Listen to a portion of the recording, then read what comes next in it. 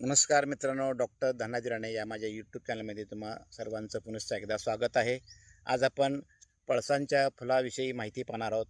मित्रांनो, समोर पाहता ही पळसाला छानपैकी केशरीने गडद लाल रंगाची फुले आलेली आहेत. पळस फुले ही आरोग्यदायी असून ती शरीरातील उष्णता कमी करण्यासाठी, पचन सुधारण्यासाठी आणि त्वचा विकारावर उपयुक्त आहेत. यामध्ये अँटीबॅक्टेरियल आणि इन्फ्लामेटरी गुणधर्म असतात. पळस फुले स्वभावाने थंड असतात, त्यामुळे ती शरीरातील अतिरिक्त उष्णता, ॲसिडिटी, डोकेदुखी आणि लघवीच्या समस्या कमी करण्यासाठी मदत करतात. पळस फुलांच्या पेस्टमुळे त्वचेचे विकार, खरूज, इसब आणि त्वचेवरची सूज कमी होते. या फुलांच्या वापरामुळे बद्धकोष्ठता, अपचन आणि पोटफुगी यासारख्या समस्याही दूर होण्यास मदत होते. पळस फुलांची पेस्ट केसांना लावल्यास केस मजबूत होतात.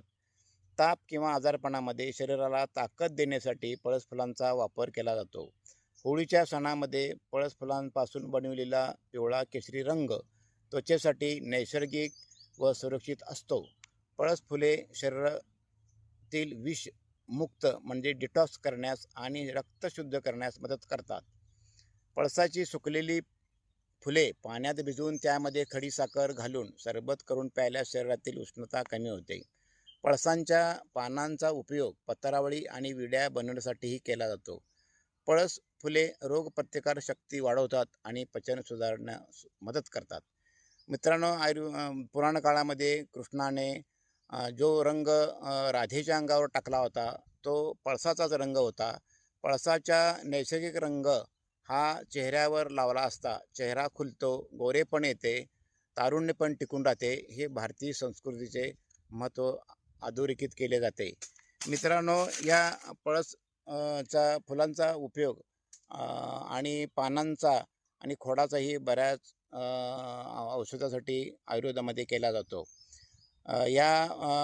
पळसाची फुले पाण्यात टाकून आपण स्नान केल्यास त्वचा रोग कमी होण्याची मदत होते, असं आयुर्वेद सांगतो मित्रांनो. तर मित्रांनो, त्या पळसाचे आयुर्वेदिक महत्त्व पाहता आपण पाहतो बऱ्याच कारणामुळं मानवानं ही वृक्षतोड आणि जंगलतोड केलेली आहे. तर ही किमान आपल्याला ह्या माध्यमातून विनंती आहे, की सर्वांनी आम्ही आपली एक जबाबदारी आहे, की सदर ही जंगलामध्ये किंवा शेतामध्ये असणारी पळसाची आरोग्यासाठी महत्त्व असणारी झाडे, किमान ती पळसाची झाडे आपण तोडू नयेत. या माध्यमातून एक विनंती आहे मित्रांनो. या पळसाच्या झाडाचे आणि फुलांचे महत्त्व पाहता आपण यांचे संवर्धन करणं ही